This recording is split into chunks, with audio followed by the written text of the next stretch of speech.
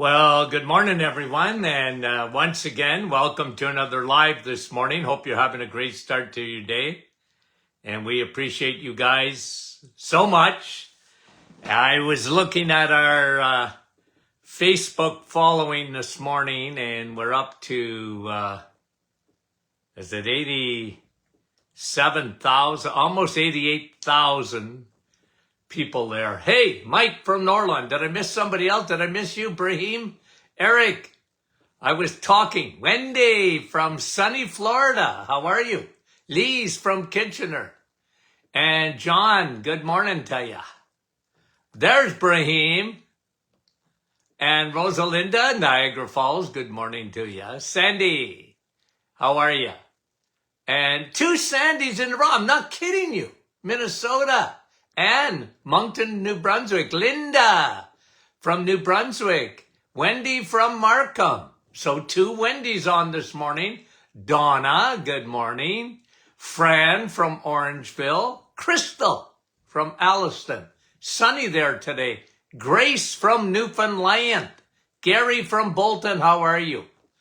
Annette from New Brunswick. Nicole from our staff. It's Nick. Marianne, London. Rainy London. David, Ridgeway. Heather, Miramachi, Miri, whatever you call it. Jeanette, Annette, comment ça va? Nativity, rain today. It's raining here in Sudbury. And was that, who was that? Dave Muskoka. Chantal, Sudbury. And Andrea. Andrea, sorry I missed you. Good morning, Dr. McEwen from West Tennessee. Catherine, Madeleine, Kippawa, Quebec. Arlene, how are you? And Jeanette from Kapuskasing, where Santa Claus lives. Vince, how are you? Jeanette saying hello to all her friends. Fran is saying it's dark and dreary. Mary, good morning. Pamela, Sue, Saint Marie, Carol, Mount Pearl, Newfoundland, Jean, Peterborough. And Nina, how are you? Leela, Werner, and Cecilia, New Brunswick. Mary, how are you from PEI? Rita, good morning. And Patricia and Rebecca, how are you? Carol, Moncton, New Brunswick.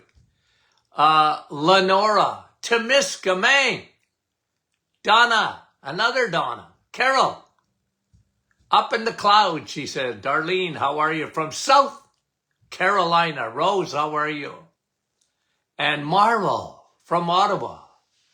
And Adeline. Guys, we love you guys so much. Debbie, Sturgeon Falls. Judy, how are you? And two more. Trisha from Alberta. And Karen, Little Britain. One's coming up again. Jean. Bradenton, Florida. Kristen, Saskatchewan. I can't stand it. Faye, how are you? Okay, let's get going. I got a lot. Cecilia. Okay, now. All right. Let me get my notes out. Okay, one thing I wanted to answer, because we have been getting a lot of questions about our cortisol formula. And if you read the label, and this drives me bananas, okay? Drives me bananas. But on the label it says, okay, the L-theanine, okay? And it has to be, okay? It's just labeling laws in Canada. I'm sorry.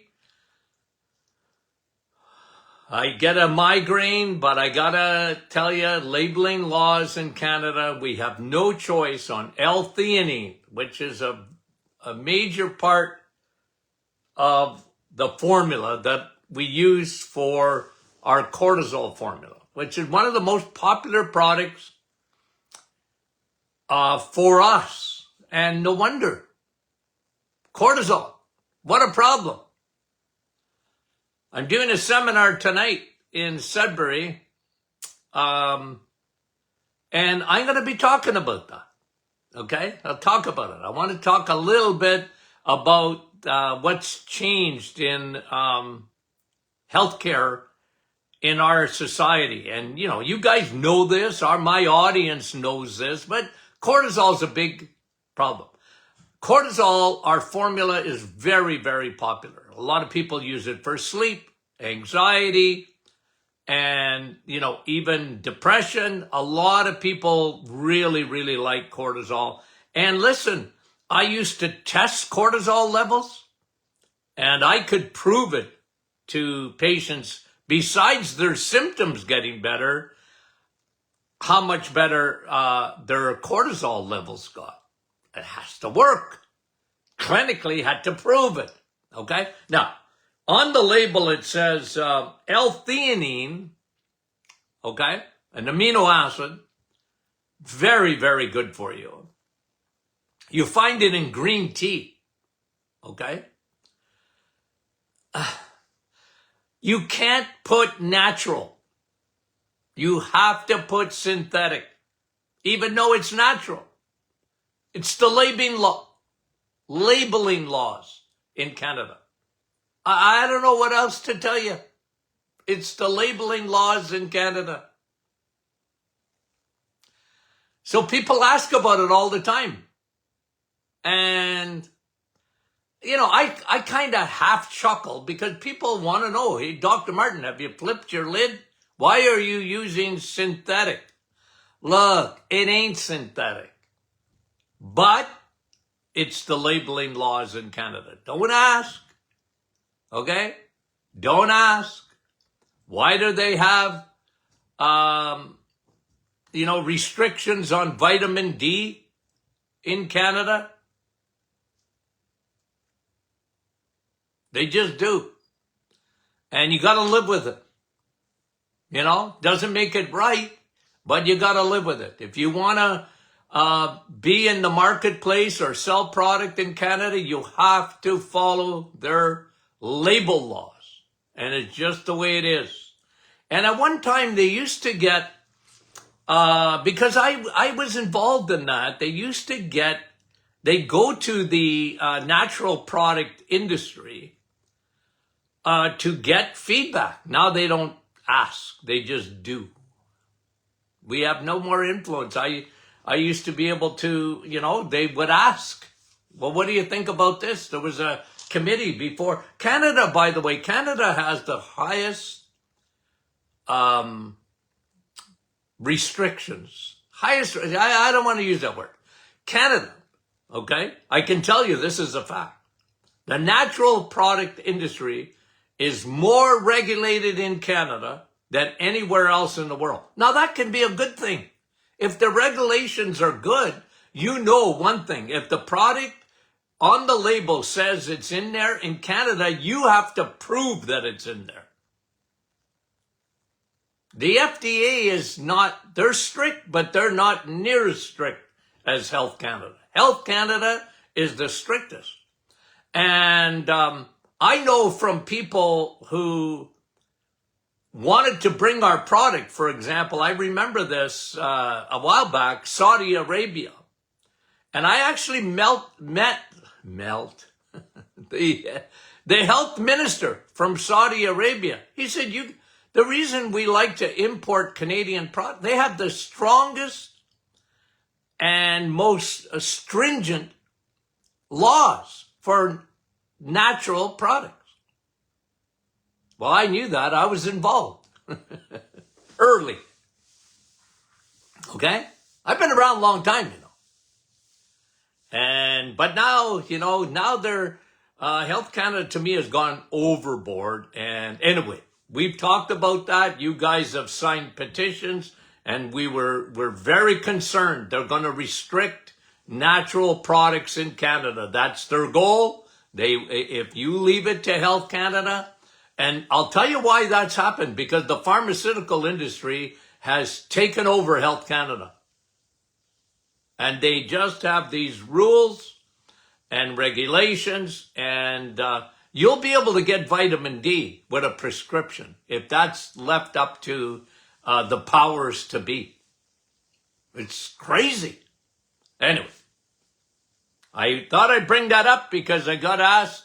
I bet you I've been asked 10 times in the last couple of weeks about cortisol, our cortisol formula, and the label for cortisol. I know. I wish I could change it, but I can't. Otherwise, you can't sell it in Canada. You can't. Okay. Now, okay, so I've got a pile of studies here. I don't know how many we'll get to. Just studies and articles. Okay, this is an article that I flagged over the weekend. Here's the headline. Despite spending more than any other country, this is USA. Despite spending more than any other country in the world on health care, not real health care, disease care, okay? Listen to this, despite spending more than any other country, $10,000 per capita, meaning that there's 340 million people in the United States.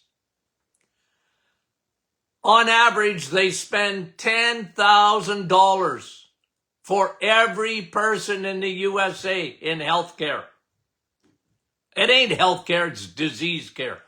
However, what about the bang for the buck? Well, if we were spending $10,000 per capita, I don't know what it is in Canada. I think it's probably very close to that.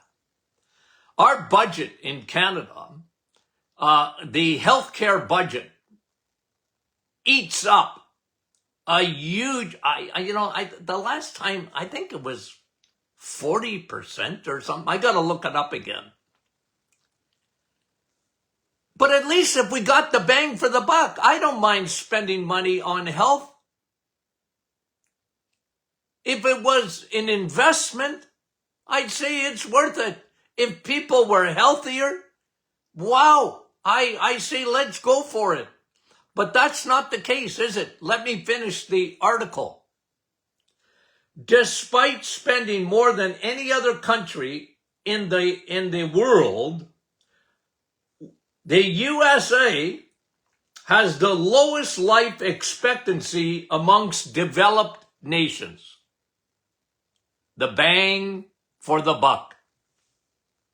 Not much. Not much. In Canada, we really have a crisis here. We have a crisis here. The hospitals are flooded.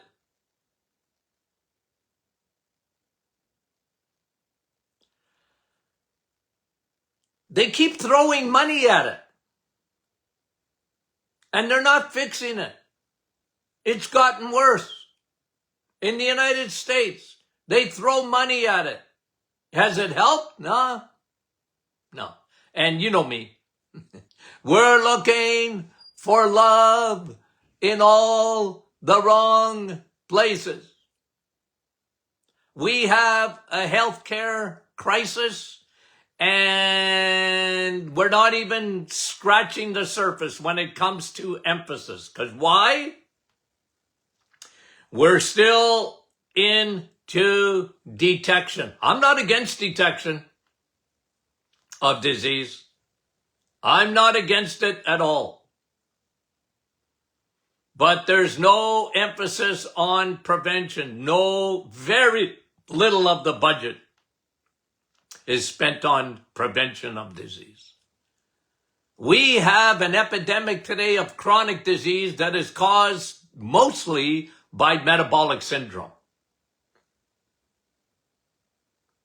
Not genetics, metabolism. One of the biggest areas of that is the food we eat.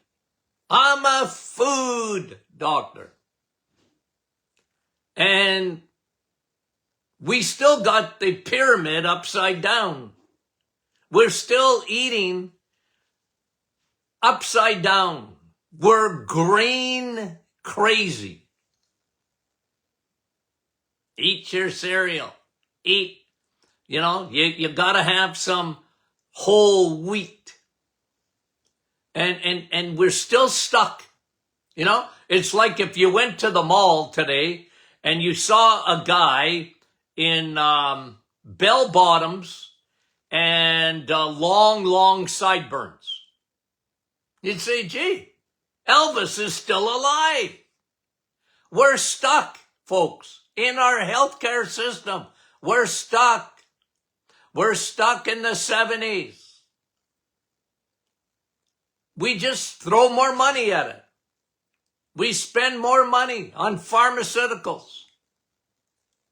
It doesn't matter what the disease is. Cancer, heart disease, Alzheimer's, autoimmune diseases, diabetes.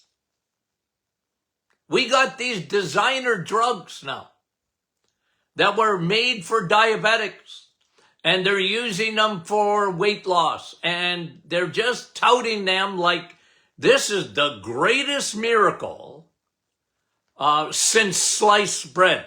You know, and that's what the way they talk. And the commercials are all over the place. And you can get, Wegovy and others, and it's just like, well, man, you want to lose weight. And I call them designer drugs because, the elites and Hollywood make them famous, and then it filters down. You can hardly even get at them. They're so prevalent in our society today. But rather than look at the root cause of obesity, okay? Rather than look at the root cause of obesity, they try and fix it by giving you drugs and injections. And the side effects of those are legion.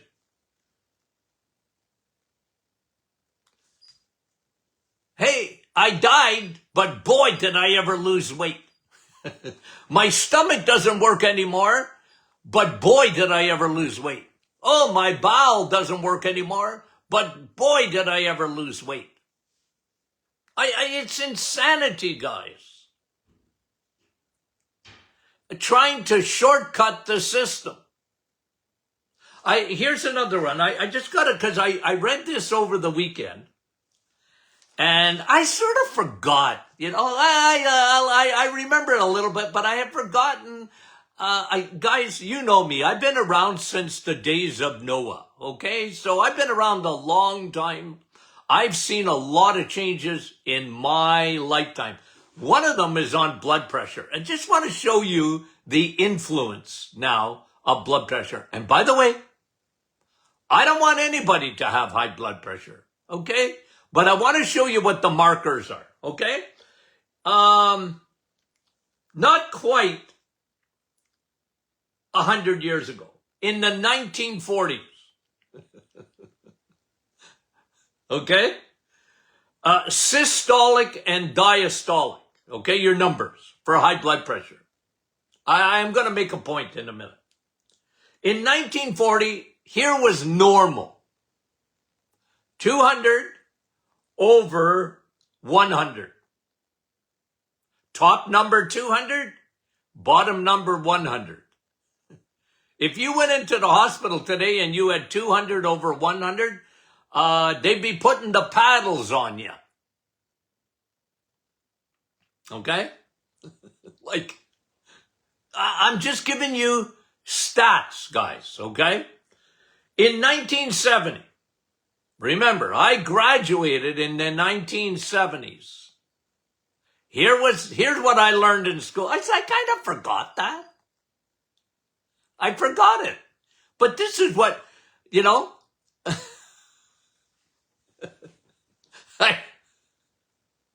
I got to tell you, we had a guy in our class, and we had to go up and take somebody's blood pressure and then mark it on the board.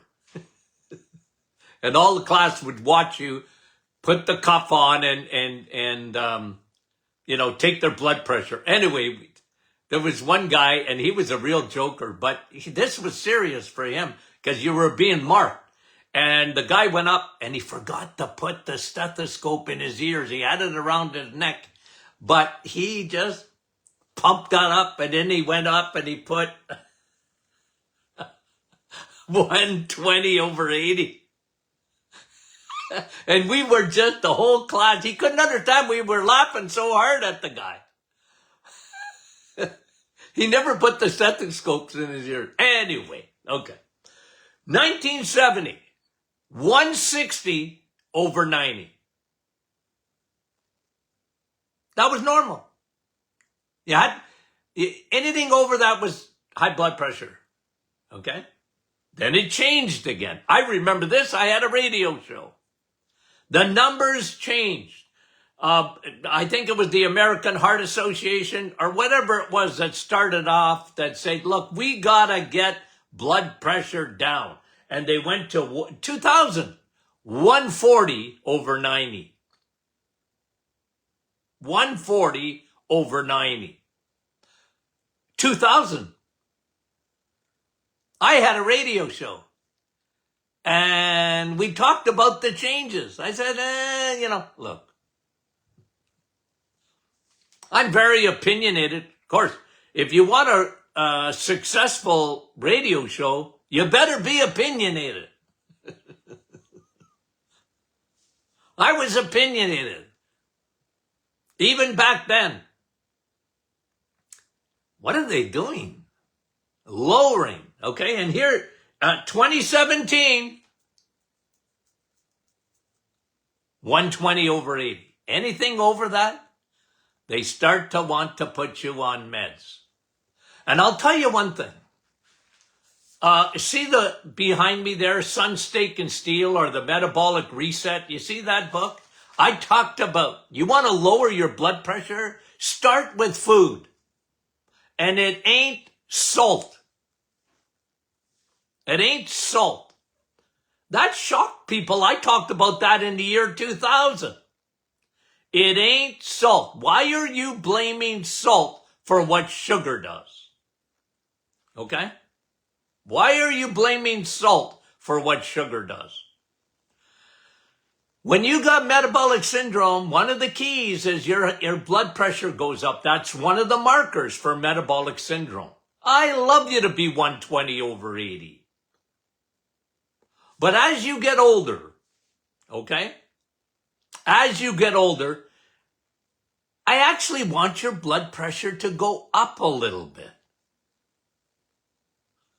The worst, you know how, one of the things that kills older people, okay, I just got to tell you this.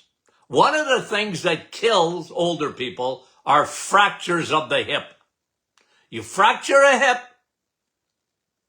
and for an older person, you're almost done like dinner. You're on your way out. You know what the biggest cause of fracturing your hip is? Yeah, osteoporosis for sure, 100%. But low blood pressure. They medicate the life out of seniors. And the blood pressure goes too low.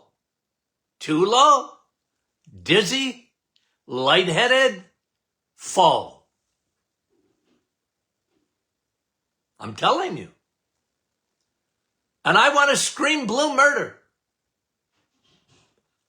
But I'll never change it. You'll never change it. The medication. Look, and again, I'm not saying you can't take a blood pressure pill. Don't come at me like that. I'm not saying that. But I'm saying that the only emphasis they have is that drive down that blood pressure. And the problem is, as you get older, I don't want you to have a stroke either. But would we at least look at food? Would we at least look at, to me, the major culprit, sugar, and especially high fructose corn syrup? The sugar du jour, like today's sugar, is an artificial. It's 1,000,000 miles away from the sugar plant. High fructose corn syrup made in a lab. And I'm telling you, our bodies were never made for it. Your body doesn't know what it is.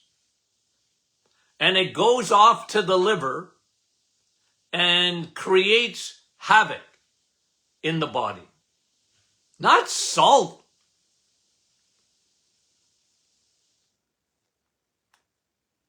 Not salt. And you know what another big issue is?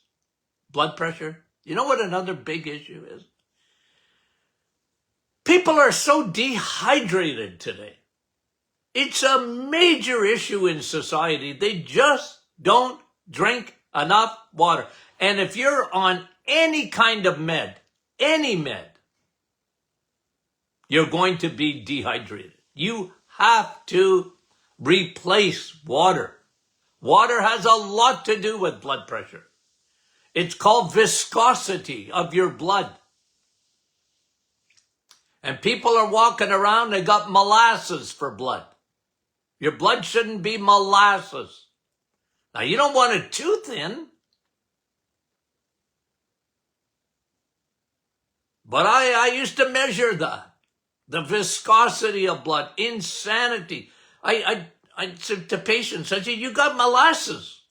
No wonder your blood pressure is up. If you could,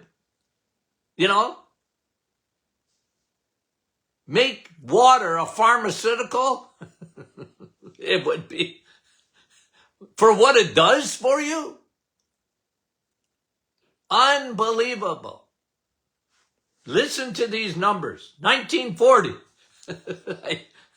You almost think it's a joke, but it's not. 200 over 100. Okay. Systolic and diastolic. 1970, 160 over 90. 2000, 140 over 90. Okay. Here's me, okay. I never get excited about blood pressure unless it's way over 90 on the bottom number. I just never did in my practice. Okay. I never took people off meds. I never did. I'd fix them and then say, go talk to your doctor and see if you need that med anymore. Okay. Let's fix the problem. Okay. Okay, let me see. We've got time for probably not. Let me just see what else. Oh, I had so much good stuff. Oh, let me do this because I'll finish with this one because it's a short one. It's on coffee again. Coffee wins again. Now, I know we always have a lot of newcomers, okay? And I'm a repetition guy. Just stick around. I'll repeat it, okay? 100% repetition. It's the way I am. Repeat, rinse and repeat. That's Dr. Martin, okay? My audience have been with me for years. They know that. Now, I have people, even on the program this morning, that have known me for almost 50 years. Okay? Some of my original, first or second year in practice patients. Okay? And you know what they know about me? I've always called coffee the real vitamin C. Because I've always talked about it. Even when everybody and their dog said coffee, that's acidic. Coffee will kill you. Coffee is a diuretic. Coffee is bad. I know you like it, Dr. Martin, but you are insane. Always talking about the benefits of coffee. Even my fellow colleagues, gurus in natural medicine. Coffee? Are you kidding me? But, okay, but I am right.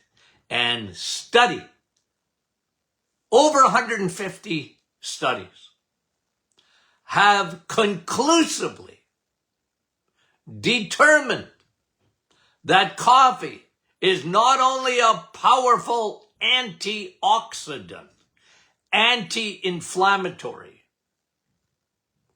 It was put up in studies even against metformin, which they give out like candy for diabetes today. And it holds its own for blood sugar. Coffee. And guys, it's the bean. So if you like afternoon, I gotta have decaf. I can't have a regular. Otherwise, I'm up all night. But you want to take your vitamin C, and the sweet spot is 4 cups of coffee a day. And all the research points to that pretty well. Not much more, but not too much less than that. So the sweet spot is 4. Here's a new one on coffee. Where did I do? I was just reading it. Oh, here it is. Here it is. In the Journal of Clinical Endocrinology, 2024. Coffee wins again in the decrease in all-cause mortality in heart disease. So they're meaning if you drink coffee, you got less risk of a stroke, a heart attack, a myocardial infarction. Isn't that beautiful? You know, patients used to leave my office, okay? In my clinic days, I said, okay, I gave you all the bad news, okay? Here's your test result, that's the bad news. Here's the good news. I want you to go home and drink coffee. They thought I was joking. My patients thought I was joking. Are you joking? I love coffee, but I was told my doctor said I gotta lower my coffee. Oh, my naturopath said I got coffee. That's a diuretic. Do you know that coffee is acidic? No, it's not. No, it's not. I used to look at them. No, it's not. Go home, do the reset. 30 days will change your life. And I want you to drink water. And you can't have a coffee in the morning till you drink your water. Got the memo? Yeah. And drink coffee. Drink coffee. You're joking. No, I'm not joking. You see, my whole raison d'etre, okay, was to get your insulin down. 99%, even though they had other hormonal problems and leaky gut and whatever, they also had trouble with insulin. They were part of the 93% of the population that have metabolic syndrome. I said, well, I'm going to fix your insulin. We're going to start there. And coffee is part of it. They thought I was joking. I wasn't joking. I'm sending you home with a supplement. What? Drink coffee. And I got a chapter in that book, Sun, Steak, and Steel, on coffee. A whole chapter on it. But people think I'm not serious. I'm more than serious. I'm more than serious. The real vitamin C is coffee. Somebody said, Doc, if I drank coffee and I didn't have any vitamin C, would I get scurvy? No. Do you eat steak? Yep, you got vitamin C in there. But the real vitamin C is coffee. And you have 1,000 phytonutrients in there. 1,000 and counting. A multi-nutrient coffee. I thought I'd bring you some good news this morning. I love you guys more than you know. Okay? Send your questions in.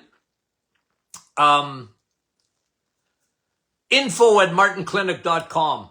Info@martinclinic.com. That way you'll be sure your question will show up on Friday's question and answer. Often turns into Monday's question and answer. Okay, and just if from the folks in our area that are coming to our seminar tonight at Collège Boreal, French for Boreal College. We'll be there tonight, okay? And I know some of you are coming, and you know what? People ask me, is it being recorded? Good question. I'm not sure. Okay, and if it is, we'll make it available on our private Facebook group or whatever. Okay, I just don't know. I got invited, so I'm coming. Okay, you invite me to speak, I'll come. Okay, if I can, I mean it. Okay, so that's at Collège Boreal, 7 p.m. tonight in our local area of Sudbury, Ontario, Canada. Okay? Okay, guys. We love you. We'll talk to you soon.